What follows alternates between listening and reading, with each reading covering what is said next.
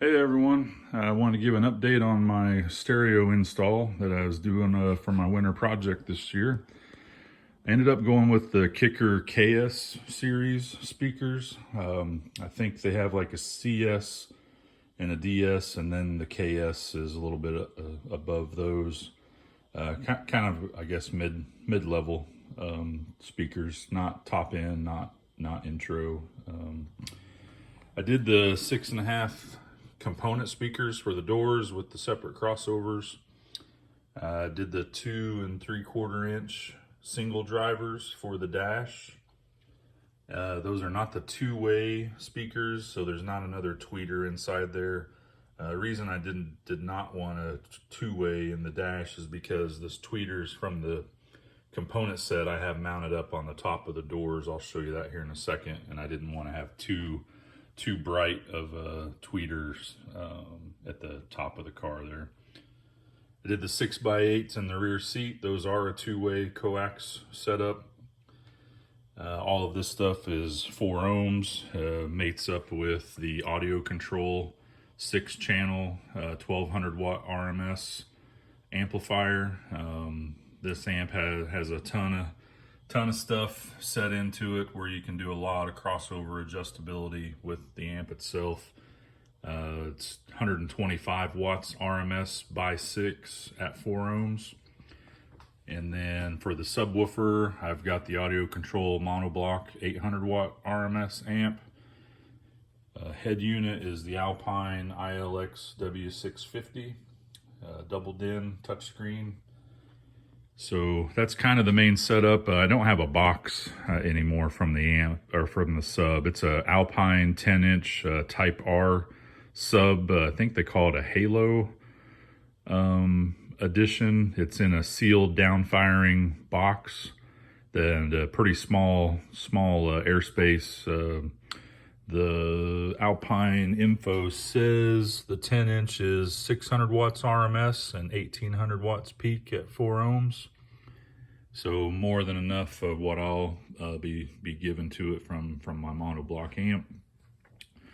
If I come around to the car here, like I said, the tweeter, I've mounted them inside the trim panel for the door mirrors. If you can kind of see, it does have an angled trim bezel, so it's pointed kind of towards the driver instead of just shooting straight out from the side of the trim panel. And then the 6.5 fit just fine in the factory location. I did not have to cut anything, just drilled some different holes for the mounting screws. The doors are the main reason why I was kind of limited on what speaker series I could go with. There were other brands that I would kind of preferred, but their magnets were just too deep and they were going to hit the frame inside the door where the window guide goes up and down. That sits right behind where the speaker hole is on these doors. So you got to be real careful of your speaker depth. That would have forced me to put trim rings and take off the factory trim panel here and have the speakers come out farther from the door, and I just did not want to mess with all that. Rather it kind of look stock down here. I have the 2 3/4 in the stock location in the dash. It fit just fine. And coming to the head unit, I've put the 417 Fox relocation panel here. That's a great mod to do, in my opinion. Put the HVAC controls at the bottom and the double din at the top. It's the slightly older version, so you do see the screws there, but that doesn't bother me. I wasn't going to buy another one when I had this one already. And then the center console is one of the LMR versions with the cup holders. It has the leather emergency handle boot on it as well. And it comes with these two locations for USB and cigarette lighter.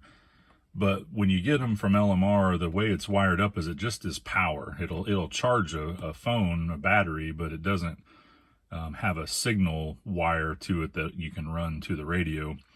So I took one out and I bought this off of Amazon. So it's got a USB and an HDMI, and then it has two cables built into the bottom that I've ran underneath all the center console, and the USB then plugs into the back of the radio. So I can use my Apple CarPlay on the radio from my phone. I've seen some people commenting on other posts about how the ones off Amazon won't work with Apple CarPlay. Maybe I got lucky, I don't know, but what I found is if my phone is on and I'm have it unlocked and am using it when I plug it in here, it does not seem to want to connect for Apple CarPlay. But if I have the phone in hibernate where it's powered on but the screen is black, I'm not using it at the moment, and it's locked, if I plug it in that mode and then go to the radio and hit the CarPlay, it'll work just fine, and everything shows up on the screen here. You know, whatever music I'm playing, my maps from Google Maps, and everything else. So, seems to work okay. Coming to the back here, with this being a T-top car, I did not want to sacrifice my trunk space because my T-tops need to sit in here. So, like I was saying, if I pull this carpet up, I've got, let me get that out of the way. This Alpine sealed and carpeted sub fits just fine in my spare tire well. Now I had to go with the 10-inch for it to fit. The 12-inch was going to be too long, and it like a 1/2 inch to 3/4 of an inch too long to fit in here. But the 10-inch will be just fine. The reason I went with this particular brand is because Alpine has adjustable feet, so I could get the height of it just right to be flush with the top of the carpet. And then it also, if I can flip this around, comes with a metal guard attached to the sub so that it protects it from anything that falls down in there or rattles around on it.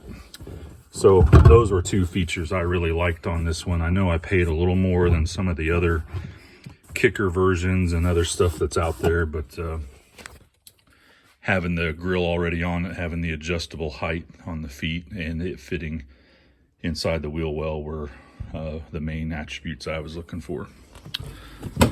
So you can see that the amp rack isn't quite finished. I haven't figured out exactly how I want to design a trim panel to cover up the majority of this. I'll have some type of hole cut out of a trim piece so you can kind of see part of the amps, but all the wiring would be hidden.